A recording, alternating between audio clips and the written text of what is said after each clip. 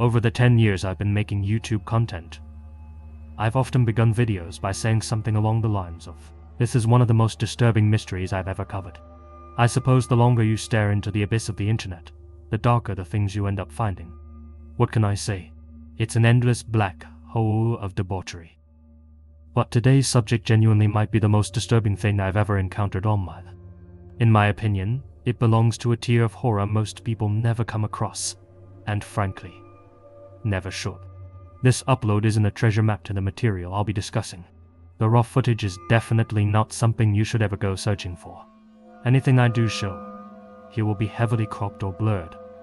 No fair warning, just hearing about the details may not be for the faint of heart. Okay, if you're still with me after that rather lengthy disclaimer, let's dive in. Several months ago, I stumbled upon this Vice article by Bendito titled, "A Vietnamese Murder Has Given the World Its First Real Snuff Movie." It detailed the story of 3 video clips which surfaced on the shock site Watch People Die in late July 2025, a collection known as the Vietnamese Orgy.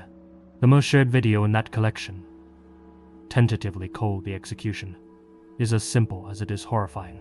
A top-down shot of a man lying on a tarp spread across a tiled bathroom floor, pleasuring himself. Beneath his neck is a wooden chopping block. The muffled sound of dogs and vehicles can be heard in the distance, suggesting it was filmed in the middle of civilization. But there's nothing civilized about what happens next. When the man says he's about to finish, a second figure, standing just off screen, steps into view, raises a meat cleaver, and in several brutal blows, severs his head. The grisly scene is all caught head-on in close-up detail. Blood sprays across the room. The victim's body twitches and goes limp. The executioner then immediately gets to work, pulling the man's head out of view and slicing apart his body with a level of precision that suggested this wasn't his first rodeo. While breathing heavily, he makes an incision from the neck straight down to the pubic bone, splitting the cut sideways. The clip went viral almost immediately, mainly because of the impact it had on those who viewed it. The most WPD users were well acquainted with footage of death and depravity. This video felt different, more coordinated, more professionally set up. The room had been properly lit, the framing was intimate, and as would later be revealed, the money shot had been filmed by multiple cameras set up around the room. The next video in the collection, filmed immediately after the execution, has since been labeled The Butchering, and shows the victim's body being methodically dismembered. Limbs separated and deranged, organs washed in a sink, human meat placed in pots and on plates using chopsticks, and certain body parts being inserted into the victim's mouth. But of the 3 videos that appeared in July, perhaps the most revealing is the first clip, the rehearsal. It shows the victim in a different location, an office setting, placing his head on a chopping block while a figure wearing what looks like Adidas sportswear and a Guy Fawkes mask brings his cleaver down to the man's neck, as if illustrating how he plans to deliver the fatal blow. Towards the end of the clip, the kneeling man asks for the cameras to be turned off. The masked, soon-to-be killer comforts his soon-to-be victim. Both men stand up, and the clip ends. The implication of these 2 other videos was clear, that the victim wasn't only aware he was being filmed, but had willingly allowed himself to be killed for the purposes of cannibalization. As the morbidly curious would soon discover, the 3 Vietnamese butcher videos were only the tip of the iceberg. They were part of a pack consisting of 11 recordings and 98 photographs, which was being advertised for sale on Telegram, an encrypted app often used by criminals due to how difficult it is to trace exchanges. Limited access to this pack reportedly cost around $100 US, while full access set you back around $600. The pack had apparently been circulating on the black market since February, 5 months before parts of it were uploaded to WPDD. Not all of it has surfaced yet, but what has is enough to turn the stomach of even the most experienced ghoul hunter. In one series of since-leak images, the victim's heart, kidneys, and other organs were shown cooked in a herbal stew with red dates and goji berries. Other parts were seemingly turned into a curry dish. In another set of images, the executioner can be seen posing in a mirror, holding the victim's freshly severed head. Some have claimed to have seen a video in which the killer boils that head in a pot. Though, if it exists, it hasn't turned up on the surface web yet. Now, countless death clips have circulated online over the years, but the Vietnamese butcher hit the internet like a freight train, with Vice labeling the execution segment the first verified snuff video. As per their article, snuff is defined as a murder filmed for commercial distribution. They're not just videos of real killings like Three Guys, One Hammer. They're not a compilation of repurposed gore clips. They have to have been produced specifically to turn a profit. Not for pleasure, not to inspire fear, but for monetary gain. Now, we can sit here and debate that definition till the cows come home. But what's important is that, according to criminologists, no murder movies on the internet or otherwise have ever been produced for the primary purpose of turning a profit. Until now, perhaps. After reading the Vice write-up, I figured this mystery made for a good segment in one of my disturbing things I found on the internet videos. However, I couldn't find any other English language outlets covering the story. I waited for more information to come out, but it just never did, and slowly the case faded from my mind. That is, until last week, when I was contacted by one of my viewers. This individual, who I'll call X, suggested that I look into this mystery again, as there had recently been some huge developments. X directed me to a 106-page dossier, which had been created by the Ocean and Cyber Investigation Vietnam community over on Facebook. Operating in the shadows, using burner accounts for their own safety, this group had been conducting their own investigation into the footage, collecting open source evidence in an effort to name the victim and unmask the killer. This is the story of their investigation. Ozint, as I'll now refer to the Facebook group as, began by doing a cursory bit of Googling to see how much information about the Vietnamese butcher was already available. Of course, not much came up. Despite the victim's face being clearly visible, his family, if he had any, hadn't stepped forward to identify him, and there was no indication that the police were looking into the matter. However, because the circumstances of the mystery were so rare, Ozint did have a fairly good idea of where to begin their investigation. Up until that point, there had only been 2 other known cases where one human being had allowed themselves to be consumed by another. Both occurred in Germany. The first was the infamous case of Armin Maiweis, who ate willing volunteer burnt brands, and the other was of policeman Detlef Gunzelf, who killed Polish businessman Wojciech Stensbowicz. Though no hard evidence was found that Gunzel ate parts of Stensbowicz, it's strongly suspected that he did based on their chat history. You see in both instances, the participants had met through online cannibal forums, Cannibal Cafe and Zambian Meat respectively, and it stood to reason that the same was true of the men in the Vietnamese butcher, given that both the victim and the masked perpetrator spoke with authentic Vietnamese accents. The unofficial title of the content appeared to be accurate, and as sleuths began trolling through Vietnamese online groups dedicated to so-called long pork. It didn't take them long to identify the victim, a 36-year-old man called Nguyen Xuan. Little is known about who it was as a person, as he lived an incredibly private life and had few known friends, but at least in the real world. Online, however, he moved in very lively and very illicit circles. Since around 2019, that had been an active user of Motherless, an explicit file sharing platform only accessible by VPN that catered to the most hardcore Deviant tastes. On that site and various other extreme forms, he used variations of the handle to beheading.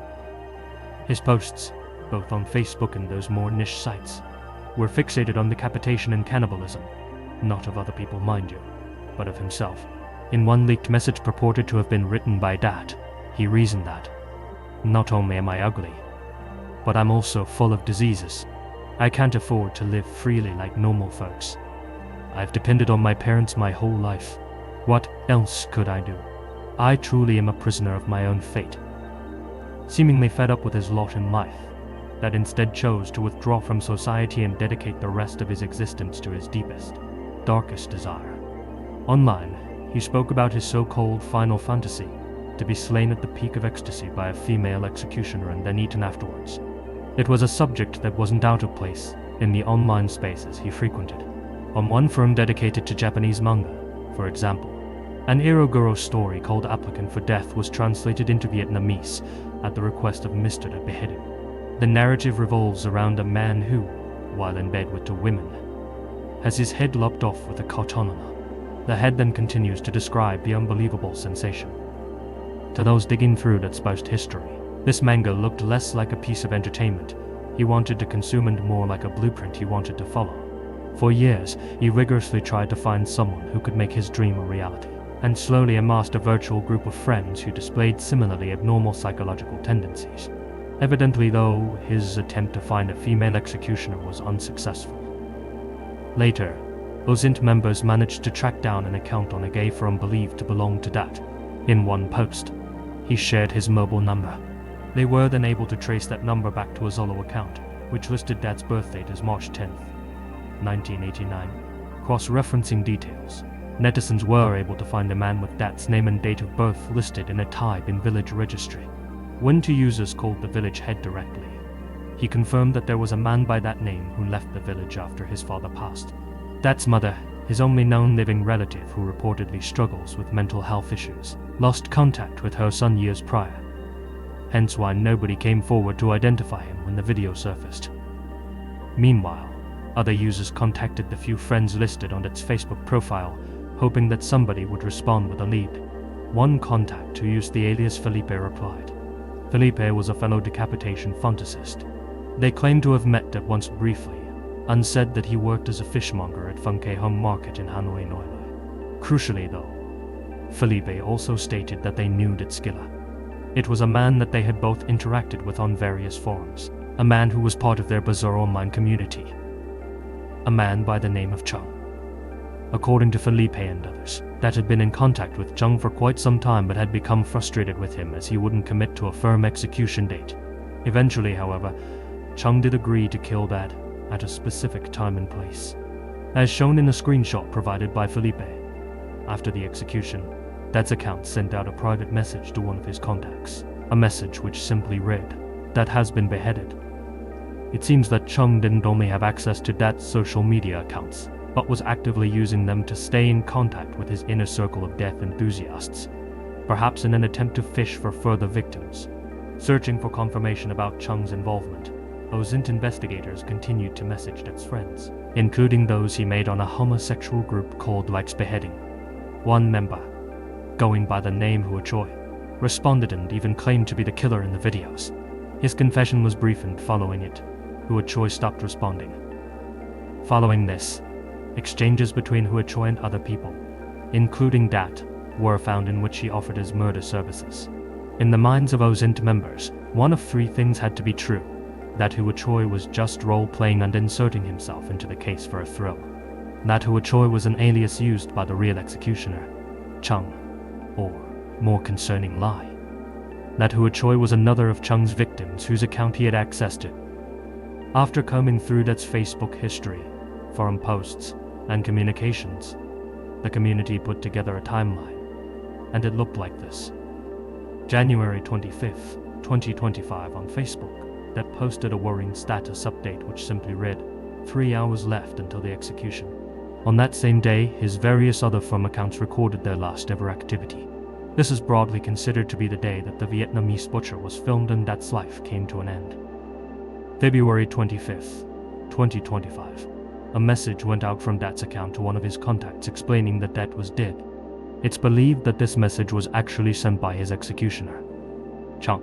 That same month, the Vietnamese butcher videos and photos went up for sale on the black market. June 10th, 2025. Dat's Facebook account posted its final ever status update, which read, "From today, I'm logging off from this account for good." This was further evidence that his killer had been maintaining his account. Following that final message, Dat's page remained online. When the Vietnamese butcher videos surfaced on WPD in July and his page began to receive a lot of traffic, the account was manually terminated, proving that timeline definitively would require access to the kind of tools only law enforcement possess. But for those following the breadcrumbs, it was a disturbingly coherent story. So, those investigating the mystery had found their victim and all but confirmed the time and date of his death. But the most pressing question still remained unanswered. Who was the masked man in the footage? The one they knew as Chung. Though some naively thought he was innocent of any wrongdoing because Dat willingly offered up his life. In no country in the world is it lawful to kill someone just because they give their consent. Euthanasia is an obvious exception, but that's for patients who meet specific criteria. It's carried out by licensed healthcare professionals under detailed legal and medical safeguards, and any killing outside of those rules is still considered homicide. Whoever Chung was, he was 100% guilty of murder. Who knows how many other times this cleaver-wielding lunatic had preyed on vulnerable victims to fulfill his untwisted murder fantasies. Who knows when he might do the same again. It was imperative that they track this man down and unmask him. And thankfully, they had something to work with her husband. As mentioned in one photo, Chung appeared in a mirror holding Dat's head, and enough of his features were visible to tease out details. For example, he had a stocky build, a receding or balding hairline, a scar over one eyebrow, monolid eyes, a green mask that some speculated might be of a military type, and most importantly, he had a striking birthmark pattern on his arm, an armpit, and a tattoo reading that day 13-9. Hunting for more clues, netizens began examining Chung's surroundings. In the butchering video, he moved through what looked like a small kitchen with blue and white patterned floor tiles, red baseboards, a green doors, red wall tiles around the counter, and a white countertop. At one point, a Lazy water bottle was visible on a table, as was a yellow bottle of Chinese brand washing up liquid near the sink. Some users said that the decor, utensils, and cleaning products looked exactly like those seen and sold in Vietnam's northern border provinces, which helped to narrow down the search. But frustratingly, that swirls and hit a dead end. By late August, the case was burning out, and for months, no new developments were announced. It seemed like the Vietnamese butcher was destined to join the countless other internet mysteries that would forever remain unsolved. But then just last month, the story exploded again. In the third week of November 2025, an anonymous Facebook user, who we'll refer to as the whistleblower, or WB, stepped forward and claimed to have been in direct contact with both Dat and the executioner. This person shared fresh screenshots of their final correspondence from Dat, which they received on January 25, 2025, in a message sent at 2:40 p.m. that told WB that the execution would occur in about 3 hours, putting his time of death somewhere around 5:30 to 6:00 p.m. That also mentioned having shared the whistleblower's details with the executioner, suggesting WB was considering offering themselves up to be butchered. And since then, WB had clearly changed their mind. Instead of stepping into the executioner's path, they were stepping forward to help advance the investigation, saying that they wanted that killer brought to justice, even if he consented to his fate. Crucially, WB released their chat history with the supposed killer, a man whose name on Facebook was Cam and Chung. In those messages, Chung said that, quote, "Dad's bones have already become fertilizer." He invited the whistleblower to discuss his upcoming beheading in person and asked to meet at a specific address, a street in Hu Longtown, Lang Son province. The bin seemed to be just outside a government tax department. For the first time, the hunt for Chung had something solid, a full name and a physical location. Enter a YouTube channel called K Tamal, the Curious One. This creator had been covering the case for some time using 3D reconstructions of the crime scene. Now, with the name and address, he started cross-referencing everything that the community had found with public social media profiles unstated that he had identified the killer. However, before he could reveal anything specific, he presumably received some form of death threat and posted, "The forces behind this are too powerful enough to swallow our entire team, so the investigation will end here." He also said that if anything happened to him, all of the information he had found would become public. Along with that message, he shared a partial image of the suspect's face and a blurred screenshot of one of his usernames. And it didn't take long for Zint members to unblur that name, then Chung 111111. From that point, the web of connections began to form. The handle then Chung 51s and similar variants appeared across multiple platforms, anonymous forums, Instagram, TikTok.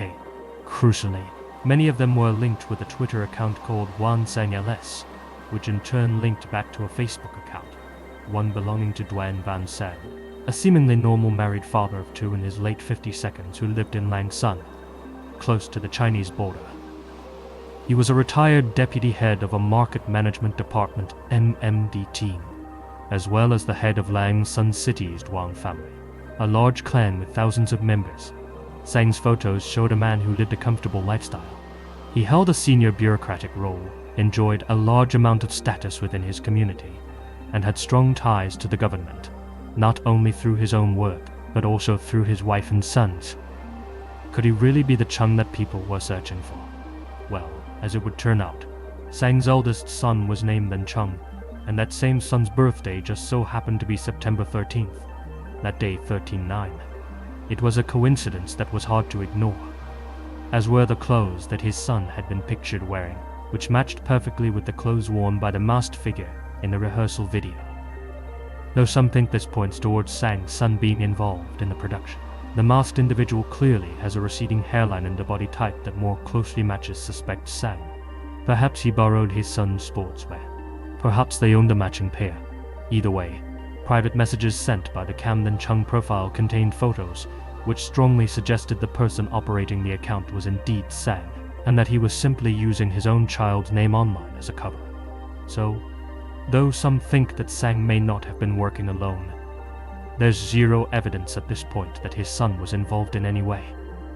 People began poring over Sang's old photos, including ones from a second, largely abandoned Facebook account that he hadn't locked down in time, and started comparing images side by side.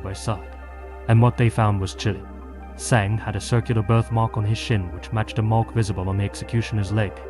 A prominent birthmark on his right bicep and armpit area was also very similar to the one seen in the butcher's photos. Scars and marks on Sang's face lined up with those seen on the killer, as did the tattoo placement, and his hairline and facial structure were eerily similar. This image showing the outside of Sang's house also contains another hidden detail, a pair of flip-flops identical to the ones worn by the killer in the execution clip. Digging deeper, people soon found a IKTOK video Sang had filmed at an MD building known as Market Management Team Number 3. The background of the office environment was identical to that seen in the rehearsal video, down to the same plastic plants, bluefin blades, and misaligned cabinets. Others dug up a news article which included a photo taken at the department's old Teen No, for location where Sang was second in command. In the image, Sang can be seen inspecting some goods in front of what looks like the same kitchen scene in the butchering video, with the same green doors, red tile trim, blue floor tiles, red kitchen wall tiles, and white countertop. The location of the execution video couldn't be determined at the time, as it was filmed in a generic bathroom, though it doesn't make sense that the killer would transport a dead body to a different location for butchering. Using common sense, the most likely place for the execution to have taken place is the same building as where the butchering was conducted. Images have since leaked from inside Team Number 4's bathroom, now known as the most miserable toilet in the world. Looks familiar, right? Sang retired from his position in 2025, but was still working for the MM when that was killed. But why would a government employee commit a crime inside his own workplace? Doesn't that strike you as a risky decision? Well, there's actually a grim logic to his choice of venue. The assumed execution date, January 25th, was the beginning of the Tet holiday, when the Vietnamese rang in the Lunar New Year. On that day, government offices would have been deserted. On top of that, a market management department office would have a kitchen, cooking gear, and an incinerator for destroying confiscated goods. Sang supposedly volunteered to remain at the office for 5 days during that Lunar New Year period while all the other officers and employees took a break. As the online dragnet tightened, Sang found himself at the center of a digital storm. For months, he had secretly been a member of online communities discussing the case, including the Ozent Facebook group, monitoring the investigation, reading the threads, commenting on the updates, no doubt feeling a thrill at being the hidden villain in a story the whole country was whispering about. He'd even reacted with laughing emojis when users expressed their frustration at the investigation's dwindling progress. After being exposed, however, he began leaving his own series of bizarre and agitated posts on the group's timeline, saying things like, "I am the executioner. Who can catch me? Let me tell you straight, you are the real executioners, because you want people to die so that you can celebrate. Isn't that right? I've lived 60 years in this world. I'm no longer afraid of death. Anyone who wants to meet me is invited to my house. Who exposed me? Show me yourself." To some, this looked like the guilty flailing of a man suddenly realizing the internet had found him out. To others, it was the panicked confusion of someone being falsely accused on a massive scale. Perhaps out of loyalty, Sang's son came to his defense in an equally strange way, posting and later deleting a photo of his lunch with the caption, "Come on, it's just a few pieces of human meat." Likely just a taunting bit of dark humor, but I'm going to censor that image anyway, just in case. At this juncture, the evidence was compelling, and digital forensics added more layers.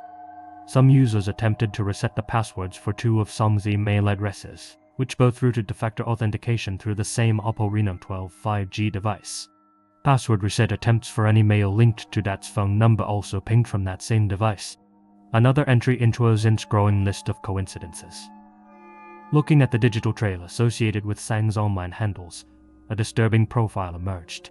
The man behind those accounts appeared to have started out using social media to seek casual flings and flirtations on gay forums, then over the course of 2 decades, gradually adopted a master persona, someone who wants to dominate, humiliate, and torture his partners. Eventually, he developed an obsession with cutting on cannibalism. In 2022, Sang uploaded photos of a dismembered body to a forum, saying he wanted to toughen up the other members. The images were later removed, and where he sorts them from remains unclear. Screenshots also show him trying to order sliced-off pieces of male anatomy, let's say, from suppliers in southern Vietnam, parts believed to have come from gender affirmation surgeries or from men willing to sell body parts for money. In the eyes of the Vietnamese online community, the stack of coincidences against Sang, the body marks, the tattoo, the kitchen, the office, devices, addresses, handles, the post history, was all enough to label him the prime suspect. Now they just needed the authorities to actually investigate and confirm their suspicion through the use of forensics, both physical and digital. Yet, despite being made aware of the Vietnamese butcher videos for months, the authorities sat on their hands. Comments made on the Lang Son police page asking them to take action were seemingly deleted. Some called this laziness on the police's part. Others thought they were trying to protect Vietnam's safe image, and others still labeled them corrupt. Given Sang's status and ties to the party, many feared that he may have been using his influence to shut down the investigation and, given the attention he was now receiving, might start to target individual members of the Ozint group. As a safety precaution, the majority of members continued their investigation anonymously. After spending months compiling digital breadcrumbs and spreading awareness, the then 20,000-strong Ozint community created the 106-page document detailing their findings, going so far as to translate it into English for maximum reach. The PDF went viral. In a matter of days, the Facebook group exploded in size, and their evidence became too compelling to ignore. On November 28, 2025, it was quietly announced that Sang had been arrested and that the suspected crime scene had been sealed off for forensic testing. According to a translation of the police report, they found 3 teeth suspected to be human under the kitchen sink, as well as numerous bone fragments located in the septic tank of the restroom, in the drainage cavity in the kitchen, and in the water channel behind the kitchen. Forensic tests are still ongoing. The report also states that they conducted a search of Sang's home. This resulted in the discovery and seizure of 2 jackets matching what the perpetrator was seen wearing in the rehearsal video, as well as a space heater matching one seen in the execution video. Investigators also seized a mobile phone believed to have belonged to Dat, which was being used by Sang's elder sister. When questioned, she said that Sang had given her the phone to use. Following his arrest, Sang admitted to being behind the Vietnamese butcher. His official confession, as it currently stands, reads as follows. Around 2020, Sang became acquainted with Dat through social media. After talking for a period of time, Dat confided in Sang that he was participating in a group operating through a website called Motherless. Dat repeatedly invited Sang to join this group. At first, Sang found it barbaric and didn't dare join or participate. However, Sang continued to learn and research various types of sexual violence, gay practices, and eventually joined. Dat continued telling Sang about his wish to be slain in a specific manner. At one point, Dat told Sang that he was willing to pay 10 million dong, around $380, to rent a location where this scenario could be carried out. By July 2024, Sang agreed and expressed the desire to perform the slaying as Dad wished. On January 25th, 2025, Sang summoned Dad to the market management building. When Dad arrived, he brought the cleavers for Sang to use. At around dusk, Sang killed Dad exactly as shown in the video clips circulated online. After killing Dad, Sang used a knife to cut the victim's body into multiple sections, separating bones, flesh, and internal organs. He placed the parts into a pot and boiled them with the stated purpose of preventing rapid decomposition and odor. He then smashed the bones and placed both bone and flesh into approximately 10 plastic bags, a small portion of which was reportedly fed to dogs. He disposed of the remains at various locations, mainly by throwing them into public trash bins. As for the 2 cleavers used as the weapons on January 26th, while traveling home from work, Sang disposed of them by placing them into the container of a handcart along the roadside. Some people take umbrage with how Sang's confession is presented, saying that he's spinning the situation so that he sounds like the victim, that he was effectively hypnotized or manipulated by Dad into following his mad instructions when there's plenty of evidence that he had been digging around in depraved online rabbit holes for decades, has a post-history in which he talks about wanting to kill and eat people, and just 2 weeks after killing Dad, was actively trying to recruit the whistleblower as his next victim. Obviously, this is a very recent case and information is still coming out as we speak. And still, thanks in large part to the work of the Yazant Facebook group, Duan Sang will stand trial for that slaying and, depending on how things proceed, could face the death penalty. But this may not be the end of the story. Now with more information to work with, it's clear that this case doesn't meet Vice's definition of snuff, as Sang had filmed the videos primarily to fulfill his own twisted desires. I think it's safe to say that profit came secondary to that. But what if Sang wasn't actually the one selling the content? As mentioned before surfacing on shock sites, the Vietnamese butcher was being distributed by unknown Chinese-speaking individuals through encrypted messaging apps. At present, we don't know if that was Sang, people he had shared the content with online, or more worryingly, dark web associates who had helped him produce his home movies. This has led many to come up with a dark theory, that Sang wasn't some lone wolf, but part of a broader black market of snuff traders operating throughout East and Southeast Asia.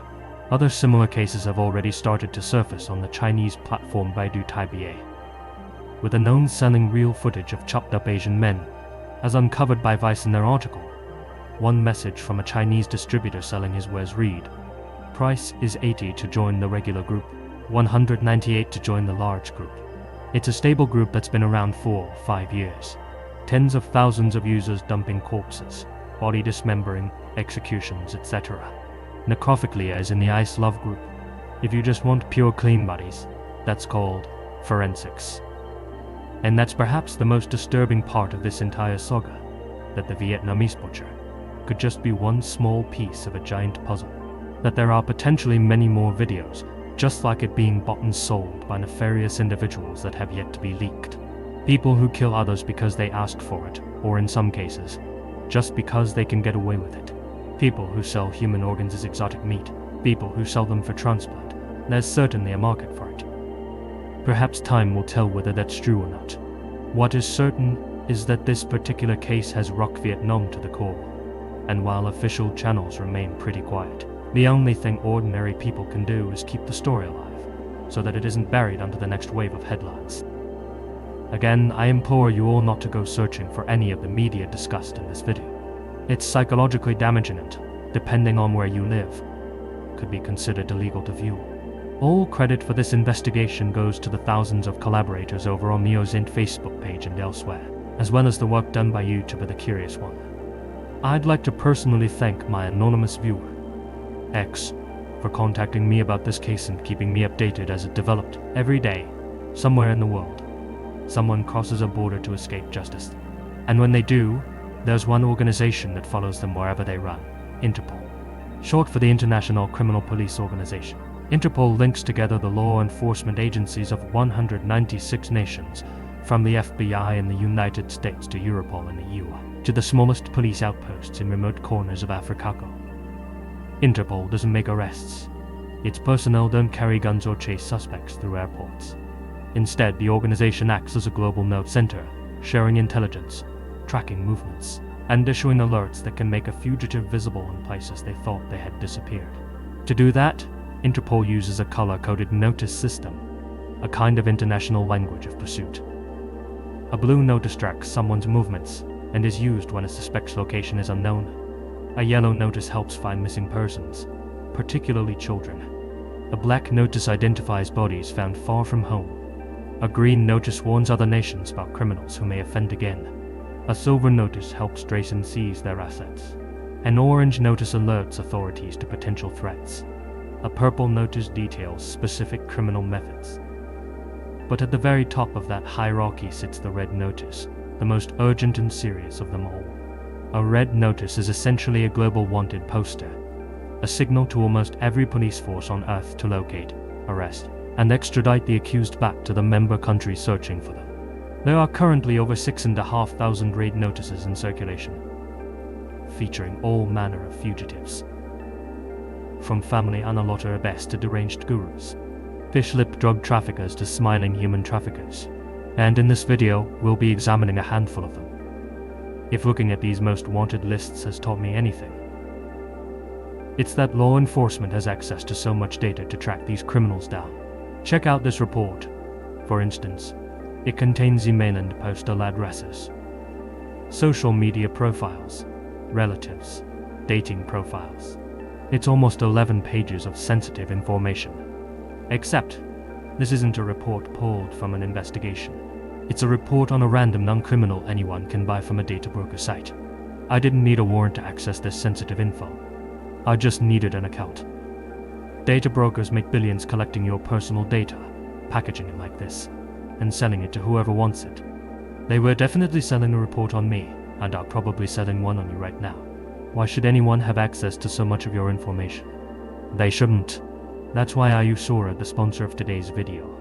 Or protect your privacy by identifying data brokers selling your info.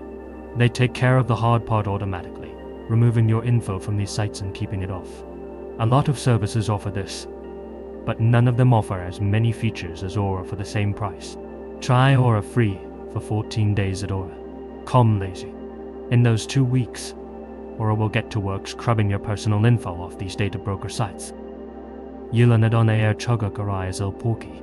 This is one of the most wanted men in the Western Hemisphere, and Miss 13 leader so powerful that he's turned parts of Honduras into his own private corporation. His name is Yılanadon Chugakarias, but on the streets and in the prison yards of Central America, he's simply El Porky, a deceptively playful nickname for one of Interpol's most dangerous fugitives. To understand who Yılanadon Porky is, we first have to understand what Mara Salvatrucha Miss 13 has become. What started as a street gang in Los Angeles in the 1980s has since grown into one of the world's most notorious criminal organizations, with tens of thousands of members across the Americas. In Central America especially, Miss 13 has evolved into something more than a gang. Some describe it as a parallel state, one that collects taxes, controls neighborhoods, sells narcotics and weapons on an industrial scale, and enforces its own brand of justice on those who oppose them. In a poor nation with few opportunities, such groups represent a way out of poverty, a brotherhood that can give their lives structure, value, and meaning, and that's exactly how Yılan was introduced to them. According to Yılan himself, he spent his childhood in the 1990s roaming the streets of San Pedro Sula. By day he stole watches, and by night he huffed paint thinner, convinced he had died in the gutter before reaching adulthood. One evening, a sudden downpour drove him to take shelter in an abandoned building where a chance encounter changed everything. Inside was a young Miss 13 member, who called himself Indio. He'd been deported from the United States a few years earlier and was trying to rebuild his life in Honduras. From then, Indio took Yılan under his wing and gave him a new name, Porky. Their past selves didn't matter, he told him, and such nicknames allowed them to be reborn. In a sense, this older boy not only became Porky's mentor but a father figure of sorts, and helped him escape a life on the streets, little more than a low-level gang soldier himself. Indio earned most of his money working at a gun store, where he taught Porky how to repair firearms of every kind. During those long nights at the shop, he explained Miss 13's blood feud with their rivals, a group called Barrio 18, and a war between the two factions would soon consume them both. In 1997, while up a ladder fixing a light bulb, India was gunned down by Barrio 18 headhunters. It was the first time Porky lost one of his own. Swearing vengeance, he formally joined the ranks of Miss 13 and began his transformation from street rat to kingpin. El Porky wasn't your typical tattoo-covered enforcer, though. He was soft-spoken and strategic, a young man who saw Miss 13 not as a gang, but as a business. And that mindset helped him become a regional leader. He understood that power wasn't only earned through violence, it was sustained through structure, and as such, he didn't just hire muscle. He financed the careers of lost students and recruited accountants and administrators to help protect and expand the group's piece of the pie. He promoted members based solely on merit, ensuring that the best and brightest worked directly under him. He didn't overextort locals and cut down on random acts of violence to gain their loyalty. That's not to say he wasn't willing to order hits at a moment's notice, though he did so frequently, but intentionally targeting members of Miss 13 that he suspected of disloyalty and anyone working for a rival faction, especially Barrio 18 members. According to informers, Porky would routinely have 18s, as he called them, captured and then tied to trees for machete and firearms training. Other times, he released them into the wild to be hunted like deer. All the while, he'd relax in a hammock, listening to their screams while raising a toast to India. Porky's intelligence and capacity for violence helped him rise to the top. Before long, he was the highest-ranking member of Mora Salvatrucha in the country. Under his leadership, the Honduran branch of Miss 13 became a tightly controlled enterprise, coordinating directly with Colombian producers and Mexican cartels to move narcotics north towards the US and providing them with elite Sicario kill squads. According to US indictments, Porky personally supervised multi-ton shipments of illegal substances into the states each year, then laundered profits to fill Miss 13's piggy bank. That money bought guns, safe houses, and loyalty, and paid for the kind of political protection that makes men like him almost untouchable. On Christmas Day 2015, El Porky was arrested for his association with criminal organizations. He was sentenced to 20 years, but prison didn't slow Porky down. With the assistance of corrupt guards, he turned his prison into an operational hub and his cell into a boardroom, one from which he issued orders across Honduras using smuggled phones. In February 2020, Porky was taken to a courthouse hearing in El Progreso, accused of assassinating two Honduran prosecutors. He was escorted by van, not by helicopters was protocol, a sure sign that something was amiss. As the hearing was brought into session, a commando unit of more than 20 Miss 13 members disguised in authentic military-style uniforms stormed the building. Security footage showed synchronized entries. One team paraded a handcuffed decoy to make themselves appear official and cause a distraction, while a second team walked in a figure under a black hooded tunic, the kind used to hide a witness's identity, but which in this case was used to smuggle in weapons and ammo. Once inside the courtroom, the commandos unleashed hell, firing off rounds and extracting Porky through the main doors and into an escape van. A second firefight erupted at the exit. The jailbreak left 5 people dead, 4 officers and 1 Miss 13 member. Numerous bystanders were wounded, but Porky escaped unharmed. Later, witnesses reported that real police officers had even helped coordinate traffic stops to clear his escape route, exposing just how far the crime lord's influence stretched. Frustratingly, Honduras is a country where the line between police and perpetrator can be wafer thin. Following the breakout, to Interpol raid notices were issued by both Honduras and the United States, listing Porky under his other alias, Alexander Mendoza. The FBI also added him to its 10 most wanted list, labeling him one of the most violent and elusive figures in the Western Hemisphere, placing a $5 million bounty on his head. But recapturing Porky has proven to be nearly impossible, and that may be because he has powerful friends. Some have accused the Honduran government of helping Porky evade justice, repayment for murdering his former cellmate, Neri Lopez, who was about to testify against President Hernandez. As would later come to light, the president's own brother was involved in the narcotics trade, and he had allegedly been using his influence to protect the operation. Neri Lopez allegedly had evidence of this. That remains unconfirmed, but it would explain the strange circumstances surrounding Porky's breakout. Though Porky is thought to still be in Honduras, he's almost certainly being protected by those loyal to or fearful of his authority. But perhaps more than anything, it's Miss 13's infrastructure that's allowed Porky to remain so hidden. The group operates through cliques, semi-autonomous cells that continue operating even if the leader vanishes. So even if Porky may be hiding off-grid, he hasn't lost control. Today, Honduras's homicide rate remains among the highest in the world. Entire neighborhoods are under gang curfew. Children are recruited as lookouts, and bus drivers pay war taxes just to keep working. It's a society being held hostage by the network cell Porky helped expand, and it seems he has no intention of loosening his grip. Norman Volker Franz, known as the Dust Phantom. Norman Volker Franz is one of Europe's most elusive fugitives, a convicted murderer who escaped prison not just once, but twice, and vanished without a trace. For over 2 decades, he's managed to stay ahead of law enforcement despite being the subject of an Interpol Red Notice. His story reads like a thriller, but the victims he left behind in the danger he still poses are all too real. Born in 1970 in West Germany, Norman lived a pretty mundane life up until the age of 25. He'd trained to be an electrician, and though he was technically competent, colleagues described him as a restless young man who found the work dull and the money underwhelming. He dreamt of excitement, of status, and wealth. And so, in 1995, he abandoned his professional career and, as one does, joined a criminal gang, one involved in counterfeiting undogged robberies. But frankly, he couldn't have signed up at a more dangerous time.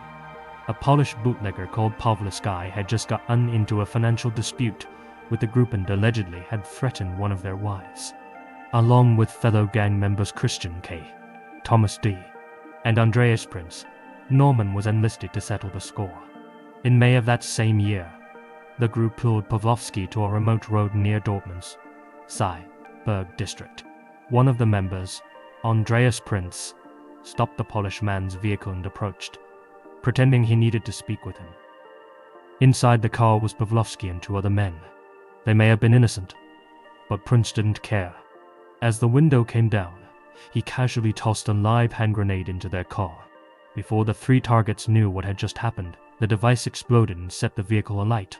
Pawlowski was unable to get out of the car and was consumed by the flames. One of the passengers, whose legs had been shredded, managed to crawl from the vehicle, but the ambushers callously executed him with a pump-action shotgun blast to the head. The 3rd occupant managed to escape the immediate scene, but was pursued by Norman and his accomplices in a BMW. They drove up beside him and opened fire, but despite the grenade, shrapnel and shotgun blast that he had sustained, this 3rd target managed to escape into a forest. His testimony would help police piece together the massacre and link it back to Norman's gang. Feeling the heat, Norman altered his appearance and fled with his girlfriend, Sandra, across several European countries before finally being apprehended at a toll station in France. He was extradited back to Germany and, despite claiming that he hadn't fired his weapon, was sentenced to life in prison for double mord or double murder. That same year, while behind bars at Hagen prison, he married Sandra, and in very Bonnie and Clyde fashion, they quietly planned his escape. On March 11th, 1997, Sandra paid a conjugal visit to the prison, having been mistreated by nearly everyone, from her parents to other men, while growing up. Norman had been one of the few people to treat her with kindness and respect, and for that, she was completely loyal to him. Besides, she knew that he wasn't actually one of the trigger men, that he was innocent of any wrongdoing in the Polish incident. He'd been sure to convince her of that, and so, risking her own freedom, she taped diamond wire saw blades to the inside of her belt and covertly passed them to Norman during the visitation. According to one source, that night, Norman sawed through the bars on his window, climbed onto the roof using a ladder fashioned from broomsticks and bucket handles, and slid down the gutter. A fan of theatrics, he even left the stereo in his cell running with the song Time to Say Goodbye playing on a continuous loop. As expected, Sandra was waiting for him in her red VW Polo with 15 marks, food, clothes, to fake passports, and a pistol with 2 loaded 9mm Luger magazines. For 2 weeks, the lovebirds sustained themselves by shoplifting groceries, but knew that if they were to start a new life abroad, they'd need to get their hands on some serious money. And so on March 26, 1997, Norman ambushed Rudolf Tam, a security guard delivering cash to a bank in Weimar. Norman shot Rudolph, grabbed the cash box, and escaped on foot. All the while Sandra was acting as a lookout. She hadn't expected Norman to kill the guard, but he said that the man tried to grab the weapon from his hand and it just went off. Again, she believed him. The box contained less cash than they thought, around 15,000 Deutschmarks, or a little over $8,000 at the time. So, on July 21st, Norman struck again. This time, he promised his wife no blood would be spilled, but he lied. That afternoon, Norman ambushed two couriers, Gerd Koch and Peter Seidel, as they were about to load nearly 500,000 Deutschmarks into an armored vehicle in Payerne. Without warning, he fired shots into the back of their heads. Hearing the blasts, Sandra ran over and found Norman standing over their bodies with a crazed look on his face, a distorted expression she had never seen him make before. They grabbed a money chest each and made for their vehicle. But their relationship was never the same after that. On October 24th, 1998, German investigators tracked the couple down in Albufeira, Portugal, where they were living with their newborn son. Norman had failed to stop at a police checkpoint. An official scanned his license plate, and the car had been bought under a fake name and was linked back to the couple. Norman didn't think that the Portuguese would extradite them, but when officers approached the couple as they were exiting a supermarket, he knew that the jig was up. The pair surrendered without resistance. They were both placed in custody while awaiting extradition. In the meantime, he and Sandra exchanged letters. In one, he wrote, "Sandra, I love you so much, and what I would give to have spared you all of this. I hope you don't regret the time you spent with me. You have reason enough. I wouldn't trade this life for any other, even if others wouldn't understand. I have your love. And my love for you has been heard. What more could I want?" On July 28, 1999, Norman Franz broke out of Lisbon's central prison. Much like before, he cut through the bars of his cell window and used knotted bed sheets to rappel down the outer wall.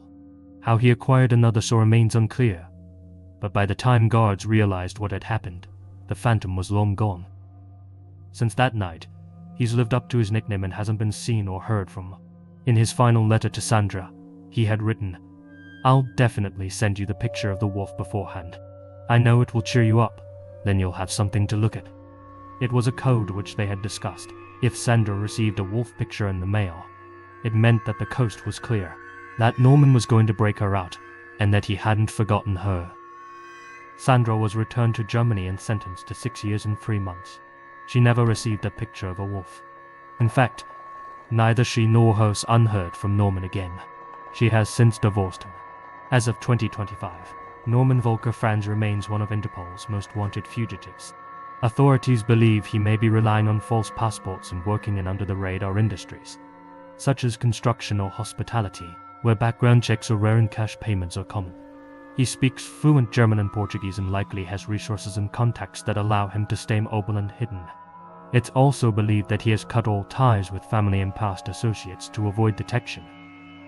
Over the years, there have been scattered reports suggesting he may be hiding in Portugal, on Caribbean islands, in South America, or even in Africa, though none of them have been verified. As well as these images of Norman, this sample from a phone call recording has also been released. LazyMasquerade ITDMGES Prochan. Also, der ist super AUF Jeden 4. And Ich ender walk. Ich bin jetzt da. Word ich VOMG. Def and nis fernie hobby stundins all. Jarek to before T. Anyone with information is urged to submit a tip to Interpol. Rewards totaling around €100,000 are on offer for any information leading to Norman's arrest. Antonio Angles Martins Sugar.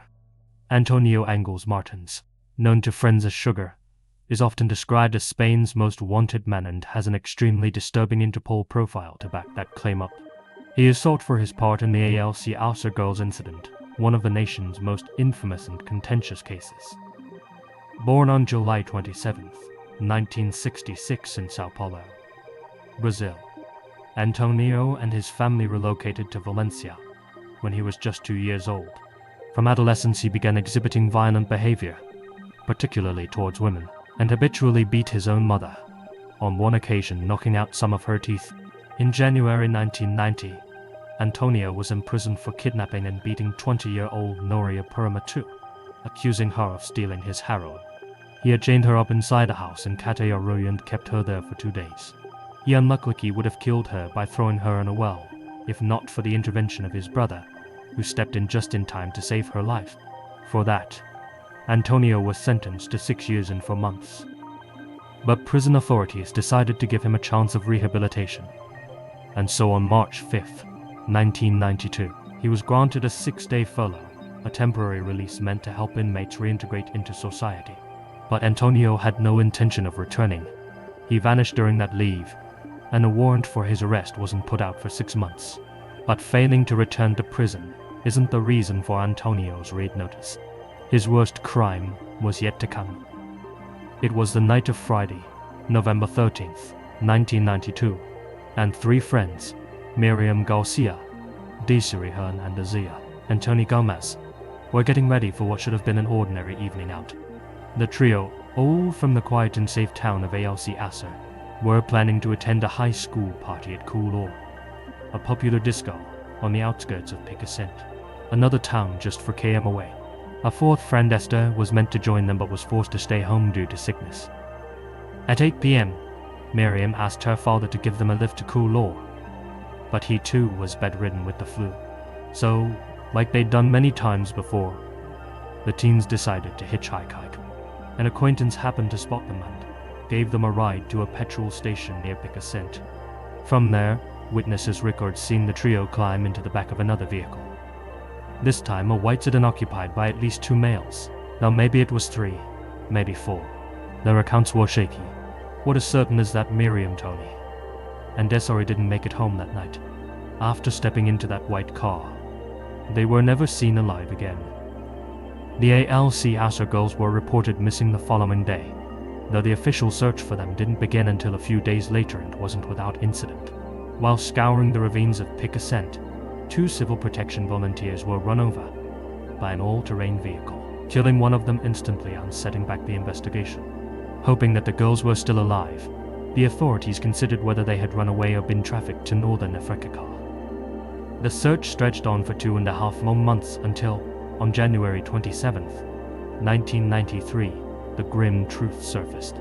Heavy rain had softened the soil of Laura Mona, a difficult-to-access ravine near the Tuas Reservoir, 25 km from where the young women were last seen alive. The beekeepers were tending to their hives when they noticed a patch of disturbed ground with a shiny object sticking out of it. It was a Mickey Mouse watch, and as one of them knelt down to examine it, he realized it was still attached to a human arm. Law enforcement and news reporters descended on the scene. After digging up the area, they discovered a grave containing the bodies of the ALC Acer trio, wrapped in carpet, one on top of the other. They had been tied up and mutilated, and a cross was found lodged inside one of their bodies. The public was furious, and their outrage only grew when primetime networks shared close-ups of the remains on TV. Additionally, early police missteps, the mishandling and losing of evidence, a botched autopsy, and general institutional incompetence allowed speculation to thrive. The media latched onto that, with some claiming a group of wealthy and powerful elites committed the atrocity, either as part of a satanic ritual or a snuff movie film shoot. Many Spaniards still believe that. However, prosecutors allege that the men responsible were Miguel Ricard, Aka the Blonde, a volatile addict who did indeed own a white Opel Corsa, and his close associate Antonio Sugar Angles. During the forensic sweep that followed, investigators recovered a large array of objects in and around the ditch, including a 9mm shell casing, a glove belonging to Miguel Ricard, and a torn-up medical slip bearing the name Enrique Angles, Antonio's intellectually disabled brother. Antonio often assumed his brother's identity and at one point aimed a gun at his head, telling him that he would pull the trigger if he ever snitched. Given his past convictions, the authorities knew which Angles' brother they were actually searching for. The civil guard went to the Angles family home to investigate, and, as luck would have it, Miguel Ricard just so happened to be there too. He was arrested on the spot, but Antonio managed to escape through a bedroom window, taking with him several fake kids. For nearly a month, Antonio moved between villages across Valencia, sleeping rough in fields and abandoned buildings. Eventually, he resurfaced in Minglon, where he hijacked a car at gunpoint. That was the last confirmed sighting of him in Spain. As Miguel would later testify, on that fateful Friday the 13th, he and Antonio picked up Miriam, Desi, and Tony and offered them a ride to Cool. After driving by the venue, Antonio pulled out a handgun.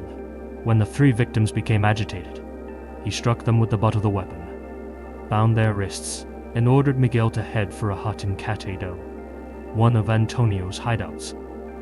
Throughout the night, Antonio forced himself upon the victims, toyed with them, and tormented them in unimaginable ways. He allegedly forced Miguel to join in, or else he would, quote, send him to hell. Later, the men went into town to buy food and drinks, leaving the victims restrained. They returned and slept in the hut. The next afternoon, Antonio forced the girls into a pre-dug pit and gunned them down. According to Miguel, he was an unwilling participant and had been brought along as a scapegoat. By March 1993, Antonio had made it to Lisbon, where witnesses identified him by his distinctive tattoos. One of a Chinese woman with a parasol, another of the Reaper holding a scythe, and, ironically, simply the phrase mother's love. A collaborator of his later said that Antonio stole his passport and was planning to flee to Brazil from Lisbon's main port. It's believed that he boarded the ship City of Plymouth as a stowaway. Crew members discovered a man identical to Antonio hiding aboard and kept him in a room under lock and key. However, when the ship docked in Dublin, they found that the room was empty. The man had seemingly escaped into the freezing Atlantic Ocean through the porthole. A lifebelt was discovered floating in Dublin's harbour. Though some think this man drowned or succumbed to hypothermia, his body never washed ashore, and a former port worker claimed that he had seen a man slip off the City of Plymouth and vanish into the darkness mere moments before Irish authorities boarded the vessel to question him. If this was Antonio, he may have snuck onto another ship, perhaps one bound for South America.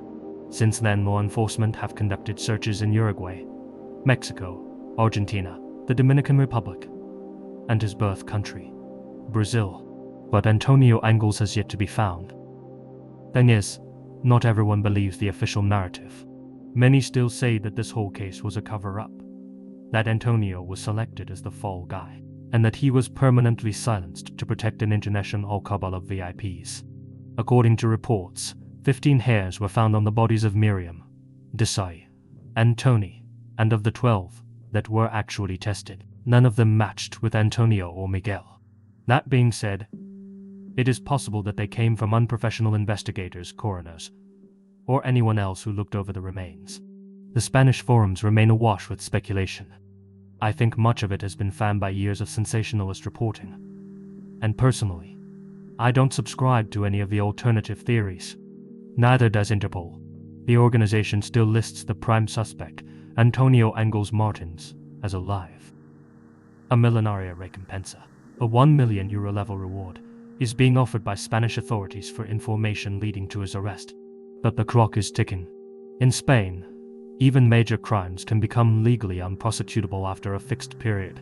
Judicial sources have reported that criminal responsibility for the ALC Alcer case will expire in December 2029. But what of the suspect that was caught, Miguel Ricard? Well, he would later claim that two other men were involved in the murders. One of them was Antonio's brother, 16-year-old Mauricio Angles, and the other was a man referred to only as El Nono. Strands of Mauricio's hair were allegedly found at the crime scene, as was DNA belonging to another brother, Roberto Angles, but it was never proven that either of them were there on the night of the incident. Later, Miguel changed his testimony, saying he only confessed to his role in the crime after being tortured by interrogators. A medical examination of his body showed no injuries. In September 1997, following a 3-month trial, Miguel Ricard was convicted for his part in the murders and sentenced to 170 years in prison. He was released after 20 and was last seen in Madrid trying to buy illicit substances. Elisa Borbogun Calves, the Black Widow. Elisa Borbogun Calves is a Brazilian serial killer accused of marrying, deceiving, and slaying a string of wealthy men for financial gain. Because of her modus operandi, she's commonly referred to by her nickname, the Viuva Negra. the Black Widow, because she's maintained multiple identities throughout her life. Large parts of Eloisa's background are difficult to verify. What is clear is that she was born in Porto Alegre on March 13th, 1950.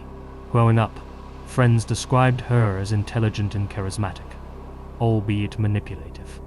And though she didn't conform to Brazil's conventional beauty standards, most agreed that she radiated a certain innocence that men found magnetic.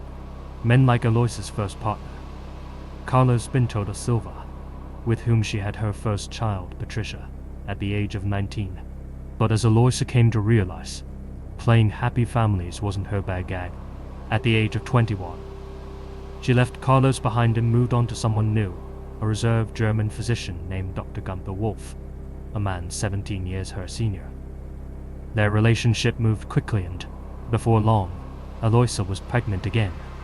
On December 27, 1971, the couple set out for Chiaqua, borrowed in Dr. Wolf's Volkswagen.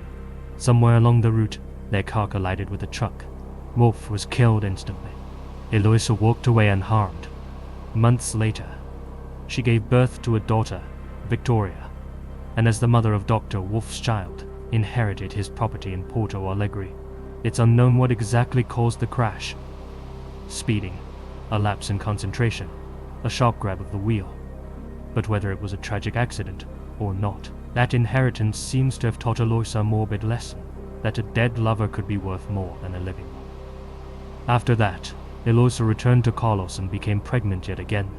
This time she had a son, Carlos Jr. In December 1977, the family took a Christmas holiday to Salvador and stayed at the Hotel Andina. Terrifyingly, as they exited the hotel on the 27th, they were ambushed by robbers and Carlos was shot 5 times in the chest. He barely escaped with his life and, while speaking with officers, accused Eloisa of orchestrating the attack. However, he quickly withdrew his statement for reasons unknown. Having gone through law school, Eloisa knew how to play the legal system and convince detectives to drop their investigation. After splitting from Carlos, Eloisa bounced between Sao Paulo, Rio de Janeiro, Goiás, and Brasilia, committing fraud in every city. She issued bad checks to airlines and withdrew Social Security benefits using stolen identities. This came back to bite her in the early 1980s, when she was arrested for signing documents under a false name. Realizing that her scheme had failed, she devised a new plan, the Eloisa system. Step 1 hatch. Elisa would go through a metamorphosis of sorts, dropping the innocent, doe-eyed act and reinventing herself as whoever she needed to be, a cultured baccalaureate, a sympathetic widow, an alluring temptress. Step 2 enticed. In hotel bars, upscale lounges, and even Catholic churches, she would cavort with affluent older gentlemen and introduce herself as her character. Step 3 legally bind. Elisa would romance and eventually marry her prey. Step 4 oversee paperwork. She would then set up shared bank accounts and life insurance policies, manage property transfers, and have wills written up in her favor. Step 5 incident. Inevitably, something terrible would happen to her new darling hubby. Step 6 spend. Elisa would use their fortune to dry her tears. Step 7 do it all over again. First to the plate was eerie Duxoris, an insurance broker from Ipanema with whom she had another child, Daniel. The couple married on May 13th, 1983, but their union was short-lived. While driving through Rio, their car was flagged down by another vehicle. Irineu stepped out of his car and, after asking what was up, was shot twice in the chest. Elisa inherited 3 apartments in the south of Rio, a car, and a substantial amount of cash. She used it to purchase designer clothes and hats. In the late 1980s, Eloisa Bigamosly married 2 men at the same time. Military policeman Roberto de Souza Lopeson's successful business owner Colonel Jorge Ribeiro. Using her old and new wits, she managed to wed both men under different names and maintain both marriages by convincing Colonel Ribeiro that they should live separately in a modern arrangement. While juggling 2 husbands, Eloisa also began dating Syrian millionaire Nicolas Saad. Amid these relationships, she became pregnant with a 5th child, Marcello. Each man assumed that he was the father. Later that year, on May 8th, Eloisa married Nicola and, in November, divorced Roberto, ending one of her 3 overlapping marriages. On December 29, 1991, Niccolo Sod was found dead at his home. The official cause was recorded as heart failure, but coroners noted that he had a broken arm, which in his family's mind indicated that he had been forced to drink something. According to Niccolo's nephew, the police showed little interest in investigating the incident further, and Eloisa received a hefty inheritance of $5.5 million, as well as several properties which generated significant rental income. Around that same time, Eloisa's relationship with the colonel started to sour. Fearful that he may divorce her, she decided to take the initiative. In early 1992, she hired a hitman to break into her husband's office in Copacabana. The assailant bound and gagged the colonel with a plastic bag and nylon cords, and then struck him repeatedly in the face and head with a sledgehammer. The blows fractured his skull, killing him almost instantly. Eloisa was not only present at the scene, but aided in the execution. She was questioned only once by detectives. Months later, a new victim became entangled in Eloisa's web, an elderly Lebanese businessman named Waga Murad, whom she married in late 1992. Months later, while stopped at a red light in Recreio dos Bandeirins, Waga and his friend Wagnolino were shot dead in their car. Despite having been married for less than a year, Elisa inherited the bulk of Waga's estate. By that point, the unlucky widow had amassed tens of millions of reais. Authorities failed to connect the glaringly obvious dots, but someone else had. Behind the scenes, Waga's son, Eli Murad, had begun his own investigation. Suspicious of his stepmother, he hired private eyes to dig into her past, and what they found was staggering. A trail of dead husbands and boyfriends stretching back years. Eli became convinced that Eloisa had orchestrated his father's murder as well. In October 1993, Eli set out for the police station to hand over his evidence. On the way, gunmen ambushed his car. Eli watched as his bodyguard, Luis Marx, was gunned down beside him.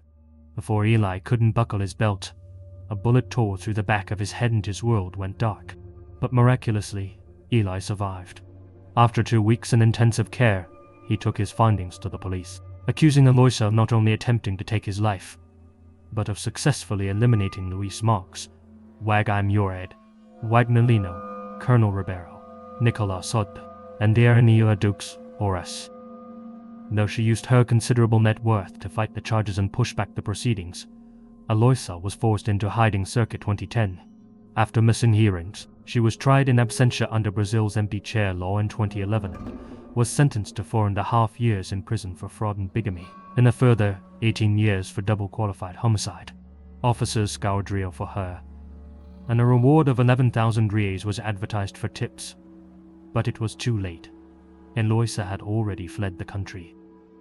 Unsurprisingly, given the police's incompetence, it fell on Eli to track her down. He managed to uncover a paper trail that led to California, New York, and Virginia in the USA. This information was passed on to the federal police, who in turn forwarded it to Interpol. A red notice was swiftly issued. As it stands, the Black Widow is currently believed to be residing in Florida, where she signed documents as Eloy Sod Lopez, combining the surnames of one of her former partners and a more recent American husband. At least 2 of her children, Patricia and Carlos Jr., are also living in the Sunshine State with her husband. One helps foreigners become citizens, while the other is a pilot with his own air transport company. Both Patricia and Carlos Jr. have since faced charges of document fraud after Eloisa tried to put her deceased husband's properties in their names. According to Interpol, 75-year-old Eloisa has managed to remain on the run due to the use of 8 false names, in addition to having considerable financial capacity and relatives living abroad. If she does have naturalized American status, that won't help either. The US rarely hands over their own nationals, even when treaties allow for it. So she's found getting her back to Brazil could be an uphill battle. Do you live in Florida? Have you seen this face? If so, Interpol would like to hear from you.